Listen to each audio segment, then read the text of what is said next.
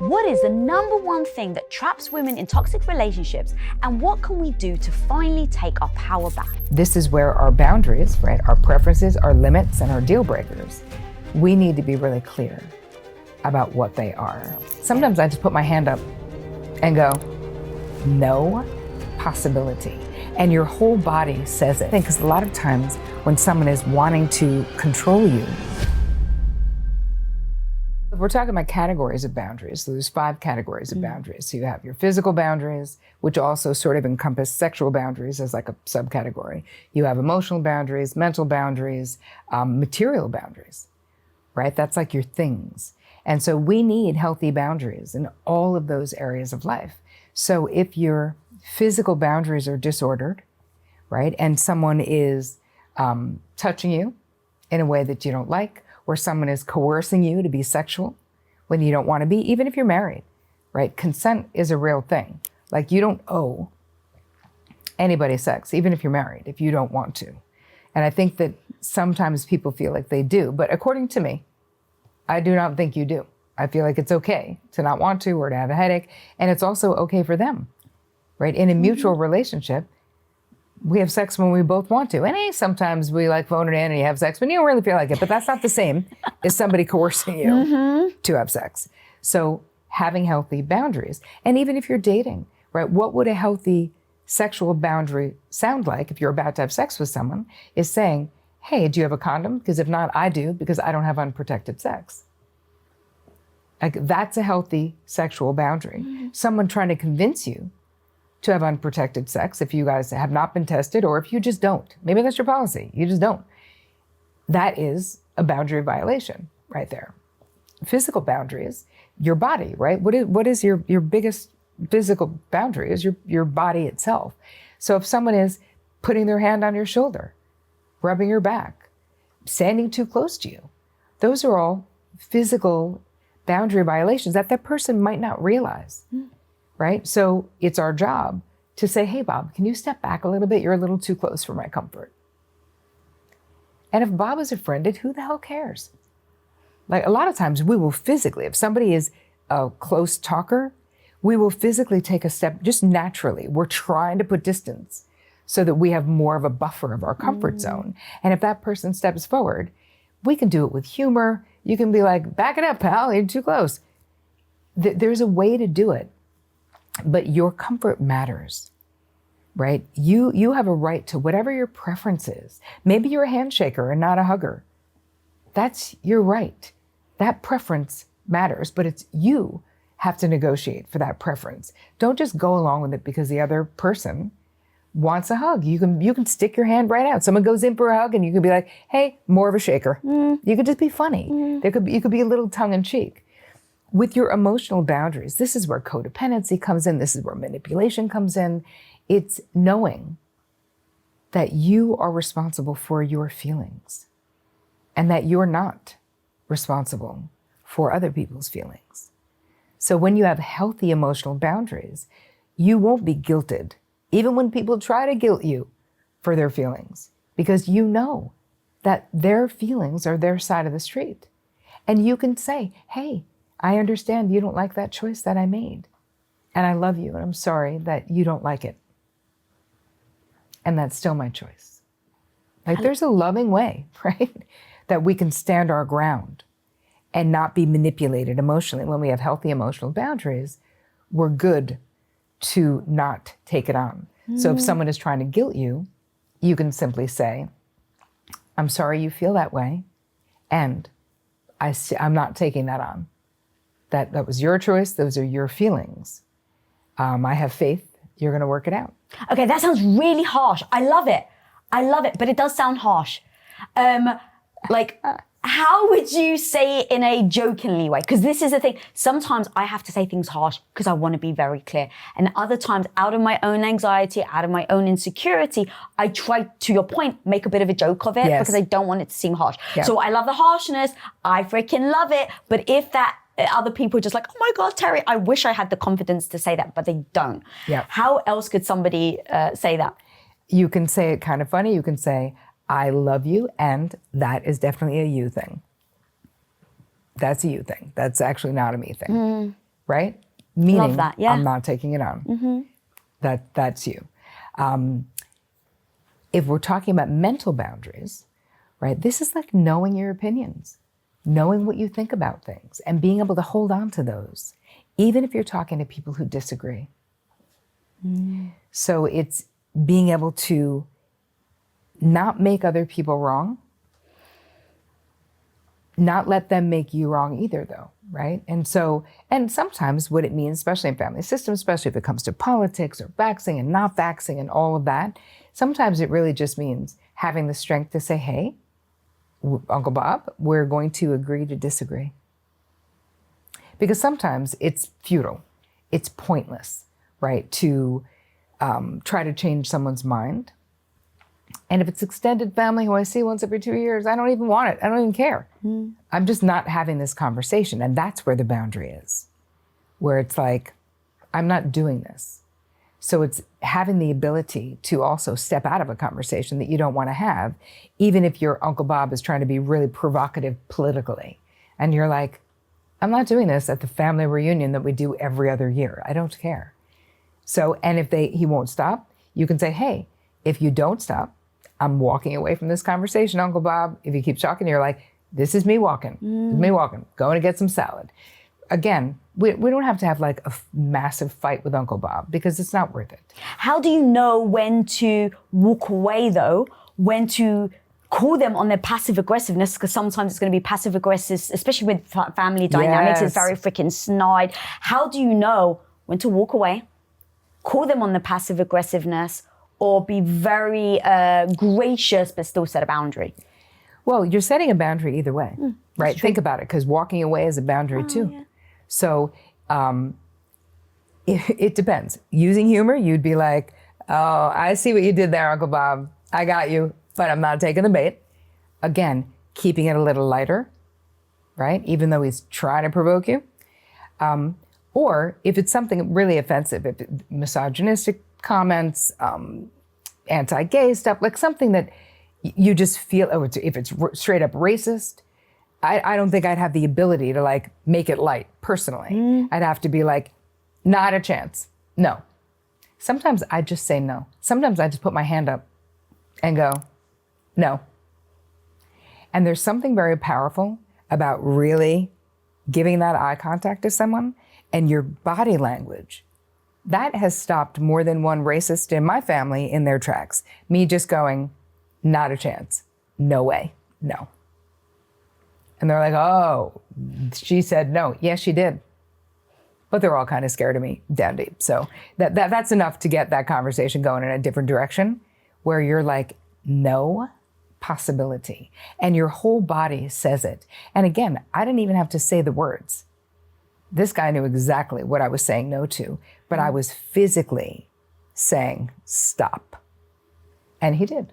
And how much of that comes with building your own confidence? Because you even just said, right, people know now, like, oh shit, when Terri puts her hand up and says no, like you pay attention. I mean, I'm scared over here, right? Just when you do it, I'm messing with Terri. But like, there are people, because you ooze confidence, you ooze strength, but not everyone has that. And so in those moments where you just find the freaking courage to say no, and now you maybe have an influx of all your family, Auntie Jill, Uncle Bob, like everyone is like, oh, look at her doing the boundary boss thing, right? You can see that now that pushback on that boundary that you've just had like the ounce of strength to set in the first place now gets attacked. How do people stay strong, stay firm on it, even if they don't feel the confidence? Part of it is just don't change your position. You can say, you know what, you guys do your thing. You can mock all you want, and I'm still a no on blatant racism.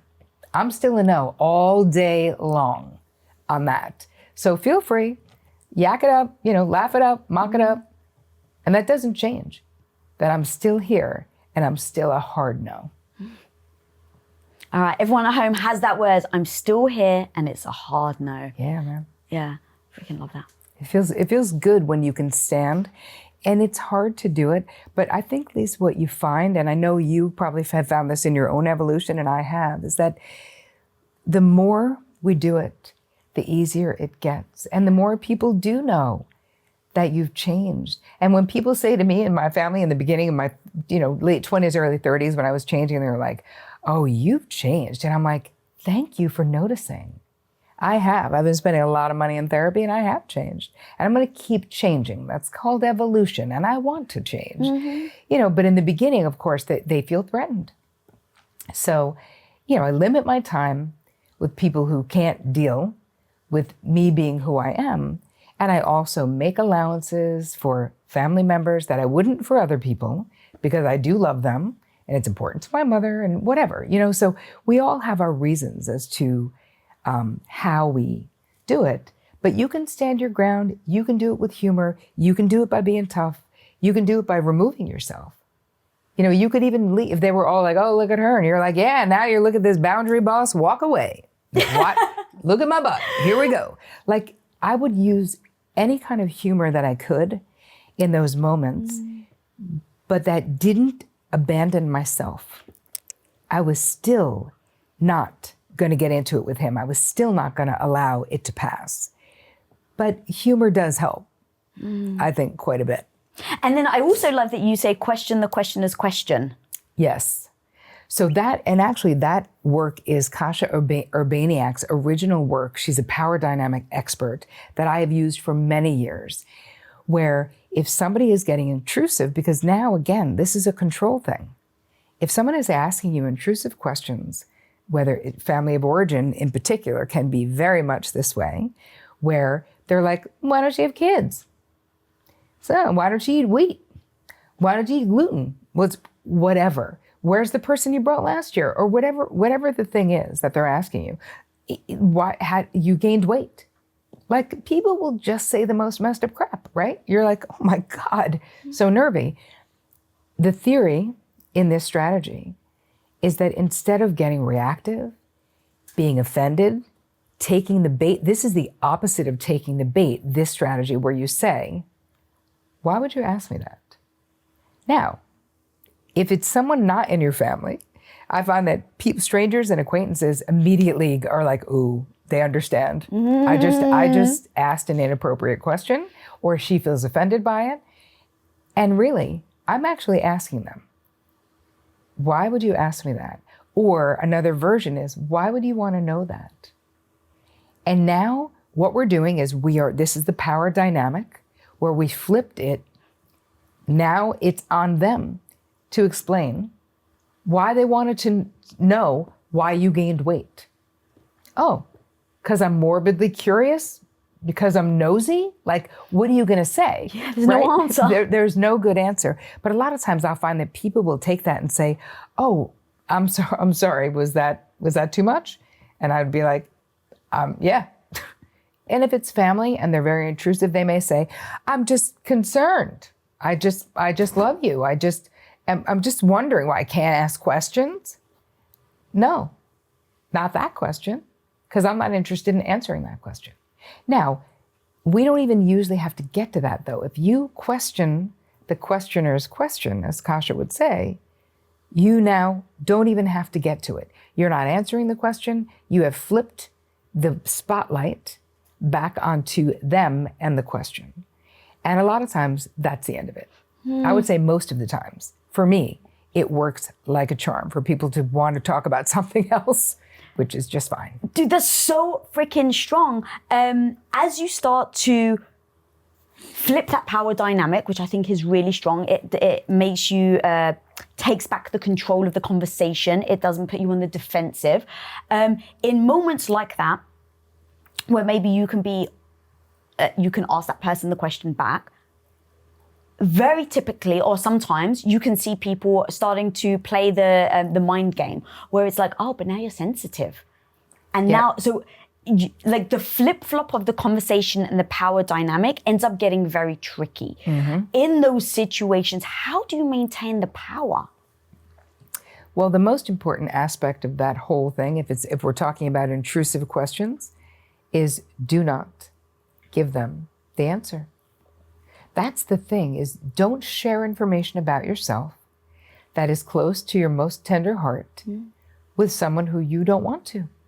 And you can be straight. Of course, there are some people who are comfortable being direct and just saying, that's too personal, Aunt Betty. We're at Grandma's 90th birthday party. Mm-hmm. That's too personal. Tell the truth. But again, I like the dynamic of being able to flip it, especially with people that you don't know that well, because strangers will ask you the most messed up things. I mean, I had someone wrote into me, somebody who's in a wheelchair, and they were like, people I literally don't know will come straight up to me and say, what's wrong with you? Uh-huh. What's wrong with you? And she could say, why would you want to know that? Why would you ask me that? And if they're like, I was just curious, do you know what is not my problem? Your morbid curiosity. That's not my responsibility. How about relate to me as a human and not as what you see as my disability?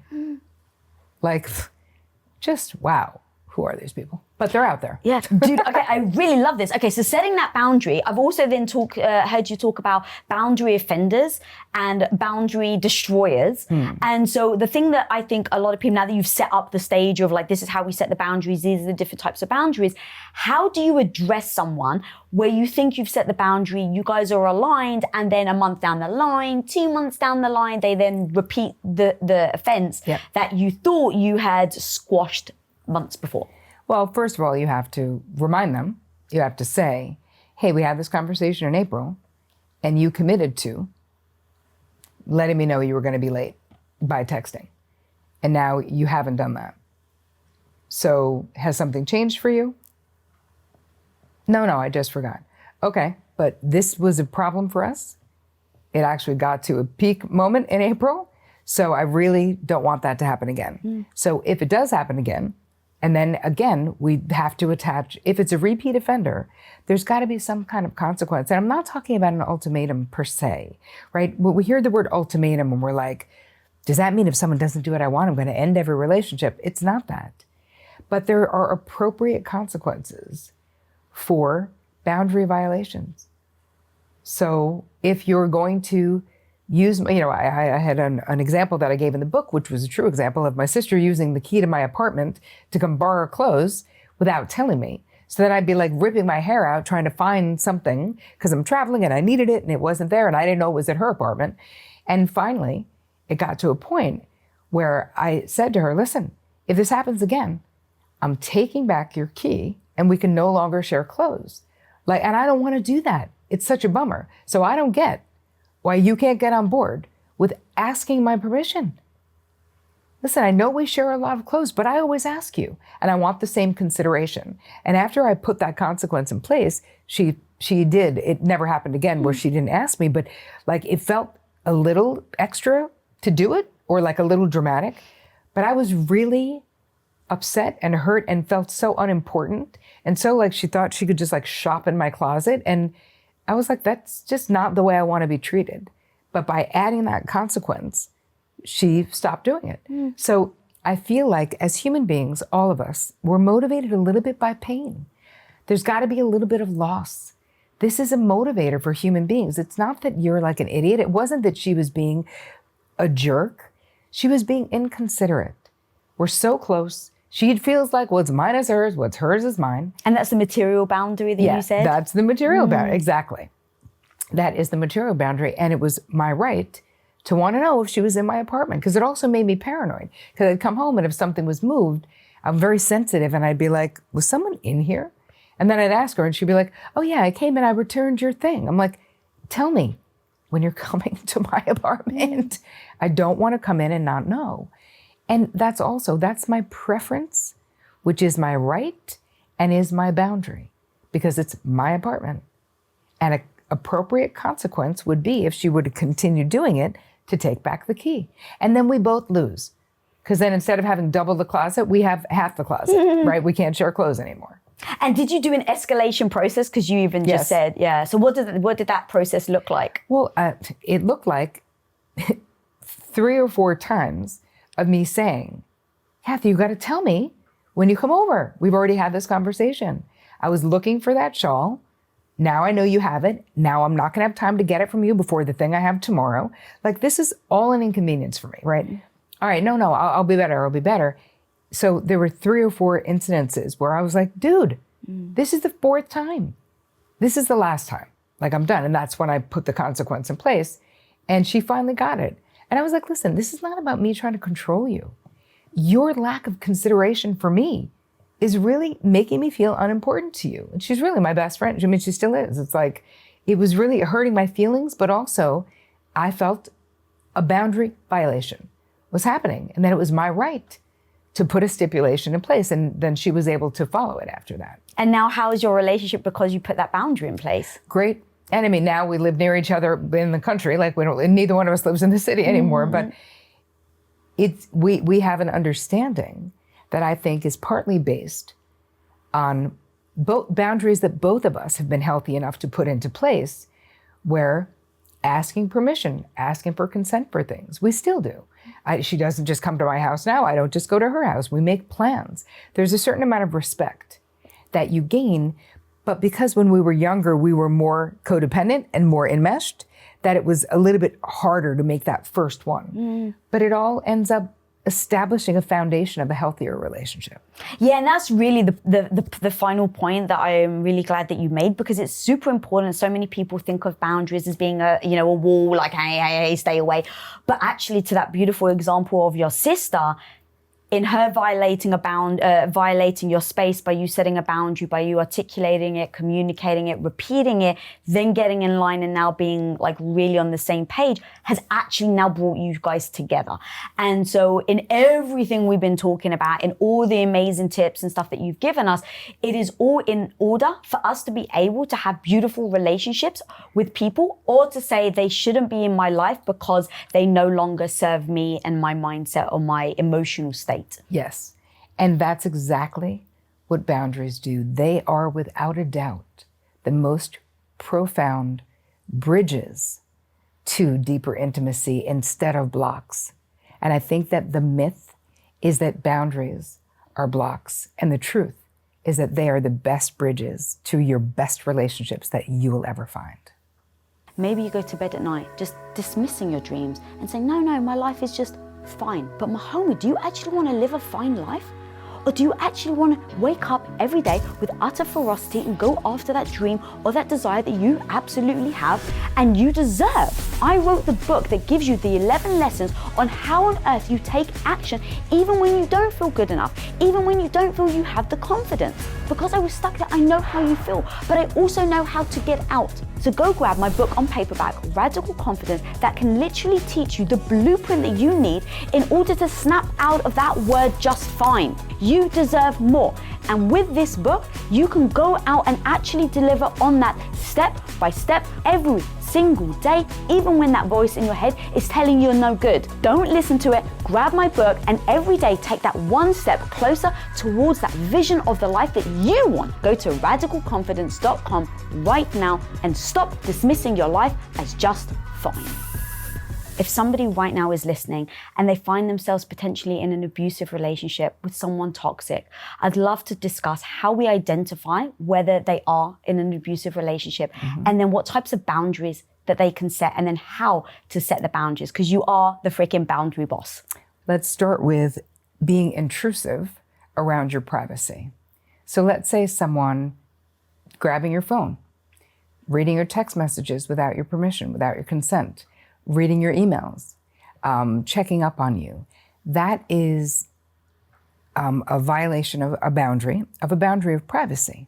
That a lot of relationships, and modern relationships, like young people, I hear them talking about, I have nothing to hide, you can look through my phone, like as proof. And I'm like, I'm not sure how I feel about that, where it's like, do I need to prove that I have nothing to hide? So if someone insists on looking through your things like that, that is a violation of your privacy.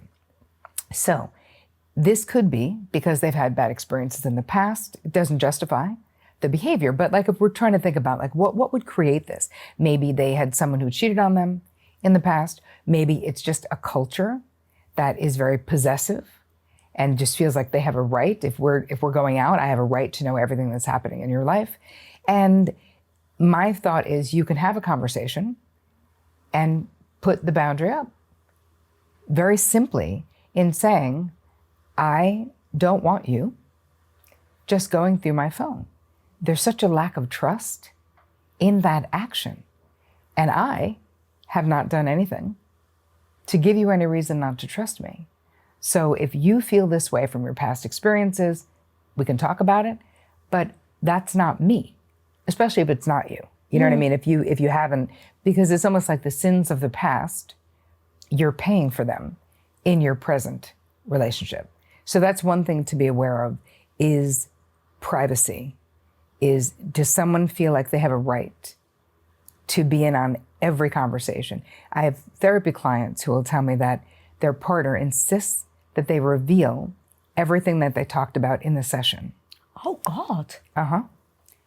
And of course, I help them come up with boundary scripts to say, hey, this is actually what I talk about in therapy is between me and my therapist. I have a right to that psychological privacy. Don't assume that everything I talk about is you. I had a whole family long before you that I'm talking about plenty, but there's a way to just draw the boundary that says no. You know, like you do have a right to have privacy, especially with what you talk about in therapy. If you want to share it, that's one thing. But I think a lot of times when you're in relationships that can fall into the category of being abusive, there's all of this proving loyalty, proving fidelity, proving where you're coming from a one-down position, whether you've done something wrong or not. Okay, that's amazing. So if you're in that situation though, and you say all that, love it, you give scripts for people, so it's beautiful. But to your point, someone can then say back, well, if I could trust you, why wouldn't you show me? Because I shouldn't have to show you. So I could flip that around on you and say, hey, if you trusted me, you clearly don't.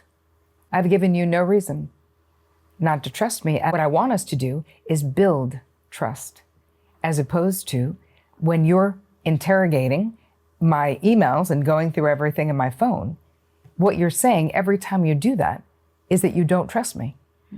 You're projecting onto me that I'm untrustworthy, and I've given you, I want to know from you, what evidence do you have that I'm untrustworthy? And how long do I have to keep proving my fidelity to you? It could be an endless never, especially if someone is jealous, that is endless. It will be forever. Another indication of abuse can be someone who's declaring that you're flirting with like the bus driver when you're not. Someone who wants to control what you're wearing. You can't wear that shirt because it shows your belly. You can't wear those pants because it makes you look slutty, quote unquote. Think about with abuse, there's a lot of control issues, whether they're controlling the information that they get from the rest of your life, whether they're controlling the way that you dress. Other red flags, though, to think about is if a relationship starts fast and furious, where the person seems to be accelerating that timeline real quick, where like you're together a couple of weeks, you've met all their family, they want to move in together.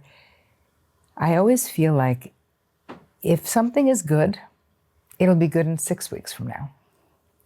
If there's an urgency and you're feeling pressured, that is a red flag to step back, tap the brakes. You know, give yourself space.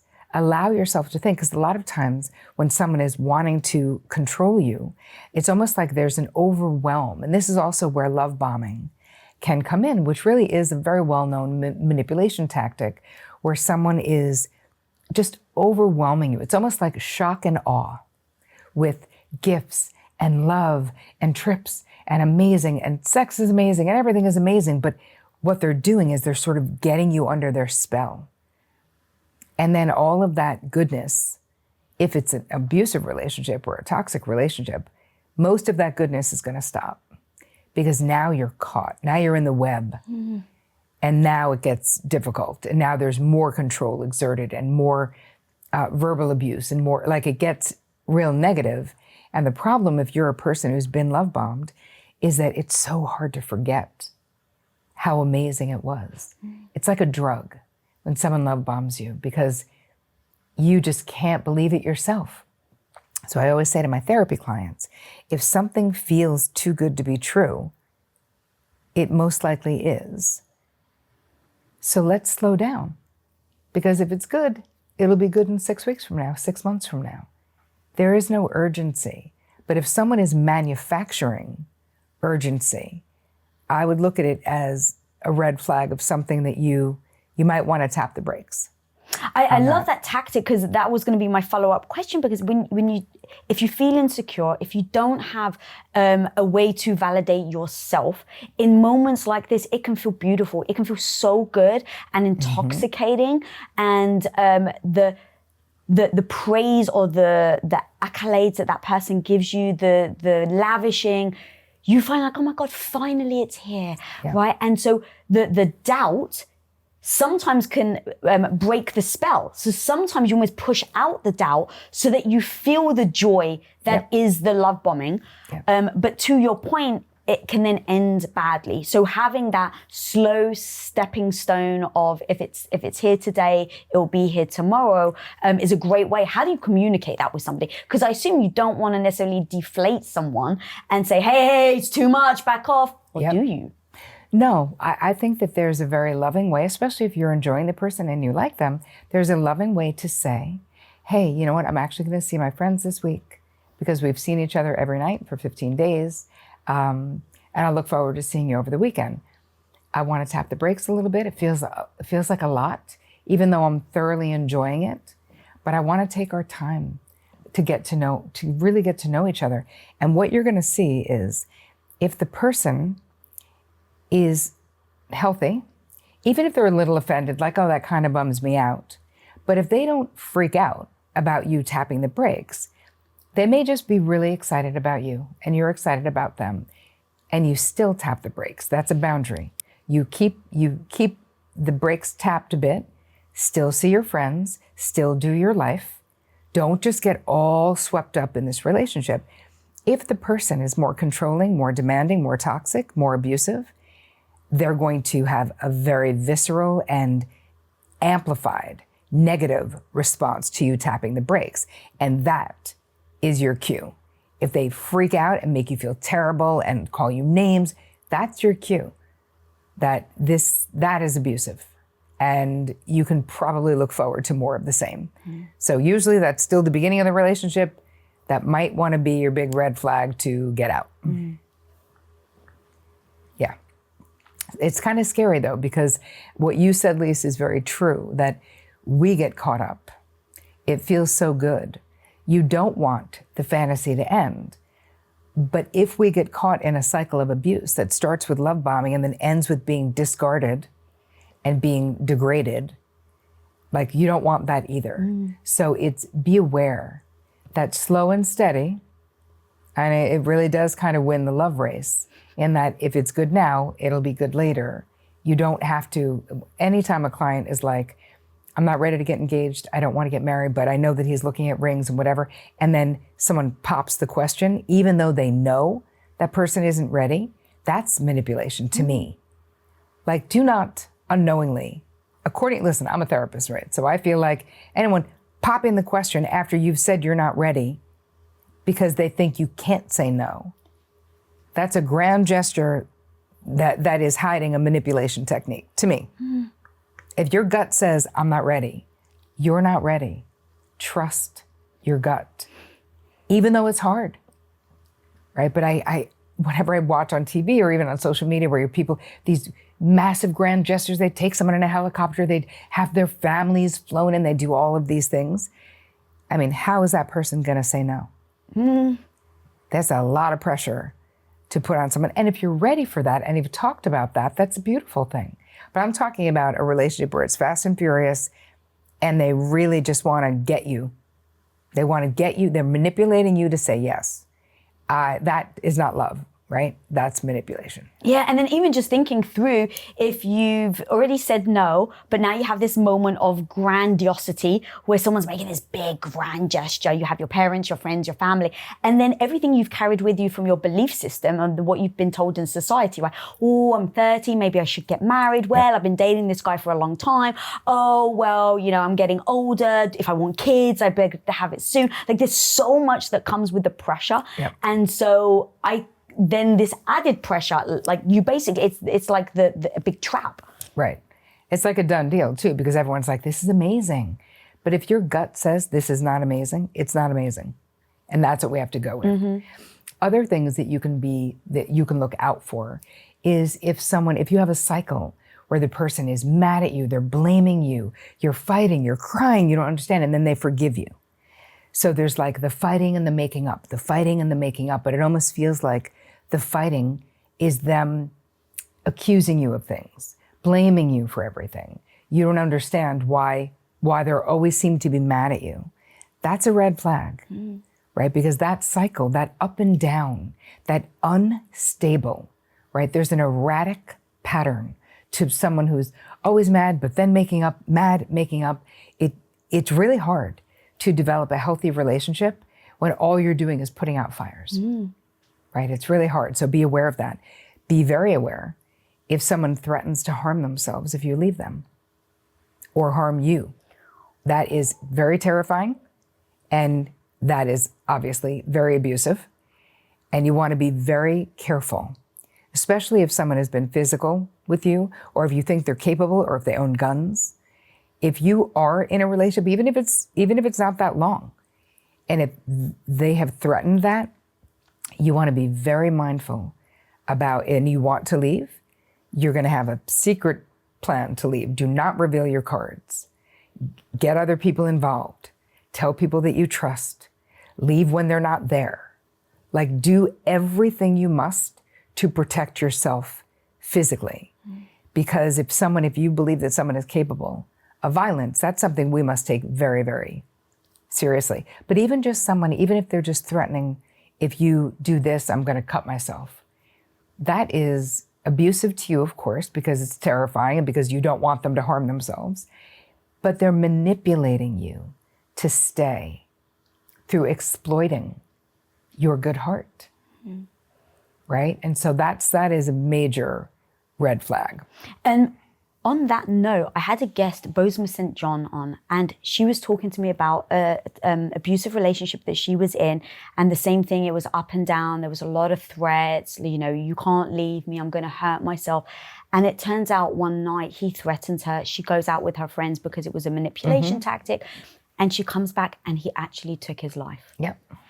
And in that moment, like, as I'm talking to her, I'm like, I almost don't know what to do with that, because there could have been two sides to it, right? One, he ends up using that tactic for the rest of their life. She stays with him out of the fear that he was going to do it, and now she's trapped. But then also the fact that he did it, her having to overcome the blame or the blame that she felt. And so that trap in and of itself, how would somebody navigate that? Well, part of it is, listen, we are all on this journey on our own. Someone who would actually take it to that level of taking their own life has major mental challenges. And if you would be in that much pain, that's still his responsibility. That's still his pain. Her job was not to sacrifice her life for someone she wasn't in love with. Love is not blackmail. So as much as that is very challenging and very hard for her, I imagine, it's not her fault. Someone who was that person would most likely, in my opinion, have killed themselves anyway at some point. Like, that is a drastic measure. And we've seen it with people, which is why, especially with how guns are so readily available in this country, that you be really mindful if someone owns a gun. Be mindful if you know that they have the capacity to be violent, to protect yourself. And you can't protect them from themselves. It's not your side of the street. It's not your problem. And it's so abusive to do that. Like, what a terrible thing to do to her. Terrible. I know, I honestly, and the reason why I wanted to make sure that I brought that up is because if someone's listening right now and they're finding themselves in an abusive relationship and they don't feel like they can leave because they hold the weight of the responsibility, I can only imagine the difficulty of processing that, but to the point of like, it would break my heart to think through that this person now commits the rest of their life to this person that's abusive to them because they've taken on this responsibility. But this is where getting professionals involved is very helpful. Because if you have a good therapist who is well-versed in domestic violence, emotional violence, they can guide you how to safely leave and to really get clear about what is your responsibility. It is impossible. That woman could not take responsibility for what her former partner did. That is not on her. Right. It is not. It can't be. We can only be responsible for ourselves. But I understand how hard it is and how hard it can be to leave an abusive situation. I actually have on my YouTube channel, I have a whole video on how to safely leave, and I've got lots of resources so we can share those. Because it's important to know that you're not alone and that there's nothing wrong with you. Right? We all have our demons. We all have our family histories. We all have our lived experiences in life that make us vulnerable to these things. And you can grow and you can heal and you can change. And there's no minimizing that it's hard, but there is help. So let's just, there's hope and there's help, but do it slowly and methodically. Do not broadcast your intention to anyone. If you're in an abusive relationship, do not tell the person that you're planning on ending the relationship. Just don't, because it could provoke them to violence, which of course we wouldn't want. Other red flags is someone who is very explosive with their anger. Now that's something, you may be in a relationship with someone who's lovely, devoted to you, amazing, maybe a great dad, and they have an anger problem. That is still something to be dealt with. If they're exploding and scaring you and scaring the kids, and then they come back and they say that they're sorry, you can still have a conversation that says, hey, this could be a deal breaker for me. Like, I love you, and these outbursts are scary for me, damaging for the kids. Can we please get into therapy together? Can you please handle it? Can you do something about it? You have to be able to have a conversation. And I would always wait to have the conversation. I would not have that conversation after the person has just exploded. That's just me. That is not going to be an optimal time. Do it when you're having a nice dinner. Hey, we have a really good thing. We've made this beautiful family together. And your bouts of explosive anger are really damaging what we're building. So I'm not saying I'm perfect, but I'm working on my stuff. And I really want you to get into therapy about your anger. That's beautiful. Typically, should you be setting boundaries out either after the time, but not necessarily in the moment? Or is it good to actually set a boundary in real time? In real time, it's okay to, as long as the boundary is sort of space, right? If somebody has no emotional self-control in that moment, they're already heated, they're already in a highly agitated state, I may say, hey, this does not work for me, so I'm going to take a walk around the block. I'm getting in the car and taking a drive. Me and the kids are, especially if there's children. I would certainly try to put boundaries in place. The moment someone starts being very provocative and you know it's going to go to a bad place, your job is to protect the kids and yourself. So a lot of times the most effective boundary in that situation is to warn the person. And then when things are fine, saying, hey, every time you get to that level of agitation, I'm leaving with the kids. Or you have to leave. Like trying to put physical space, especially if the person feels bad or wants to change or has remorse, right? If we're dealing with someone who doesn't have remorse and sort of doubles down on the anger or the abuse, now that's a different situation. But if it's someone who is feels bad about it, then you're like, let's get together and work on it. Let's get into therapy. Let's read a book on anger. Let's talk about it, Even though, truthfully, if the person has an anger issue, of course, it's their responsibility. But them getting help for it is helpful to everyone if you really love them and you don't want to end the relationship. Do you then state a consequence then in that initial moment of stating the boundary? listen, if someone has an anger issue, you've most likely said something about it before. You've most likely reacted to it before. Even if you haven't directly, they know you don't like it. So I do think there has to be consequences attached to boundaries if the boundary, it's a repeated boundary violation. So let's say you're driving in the car, because this is the move that a lot of abusive and not fully abusive people do, is they get highly agitated while they're driving. They drive fast, they scare the crap out of you. They're like, it's that person's fault. Personally, I would never get in the car again with someone who did that, me personally. That may not be realistic for people. If my husband raises his voice in the car, I'm like, yeah, no. It's not worth it. Like, absolutely not. That is so scary. And I've had clients who their partner has literally terrorized them in the car by driving super fast, by slamming on the brakes. And it is a form of abuse. So I think that if you're dealing with that, the consequence has to be, if you don't control your anger while we're driving, I'm not driving with you anymore. Or you can't drive, I'll drive. And again, someone who's doing that there's going to be pushback. So you have to know who you're dealing with. You have to know, is there any willingness on their part to compromise? Is there any remorse? Is there any being sorry?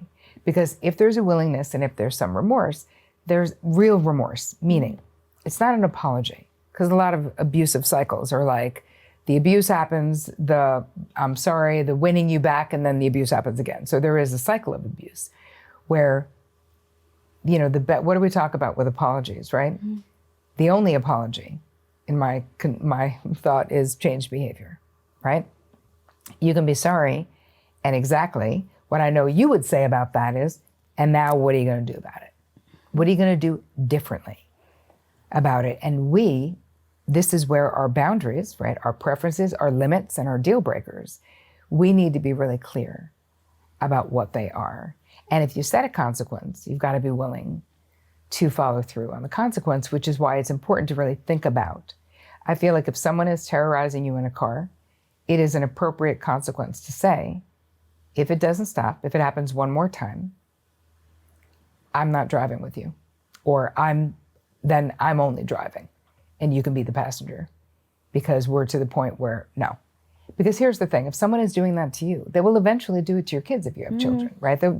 It's not like it's just gonna stop with you, because their anger has control of them. They get so activated, it's almost like they're blacking out and they don't have control. But through interest and intention and energy and work and working through a therapeutic process, they could figure out what the problem is if they want to. But a lot of times in abusive relationships, they say, you're the problem. You're too sensitive. I'm not being mad at you. I'm mad at the bad driver in front of us. Yeah, but the person that you're terrorizing is me, because I'm the one who's in the car. So you got to get clear about about the consequences. Another way that people can be abusive or controlling is through finances. So they don't let you know what's going on. They only give you a certain amount of money, especially if you're someone who's staying home with kids. They reward or punish with finances. But the real scary thing is to be in the dark, to not know anything about the finances. Are you on the deed to the house if you own a home? Is it a joint bank account? Do you have access to it? Can you even see what's in there? Because I was talking to someone the other day in a situation where she's like, I don't know. So I know there's multiple properties. I don't know what they are. There's like, I don't know what we own or whether I'm on the hook for any of it or not. And that is really scary. And if you're with someone who's abusive or manipulating you, to ask for that information is now revealing your hand if it's really bad. If it's more towards the beginning, don't let those things get set up that way. Have a monthly meeting about money. Say, this is just as important to me as it is to you.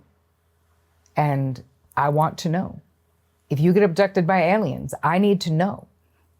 I will now be responsible. You know what I mean? Yeah. Like there's ways to do it that's not like, hey, I'm planning to leave you. Because maybe you're not.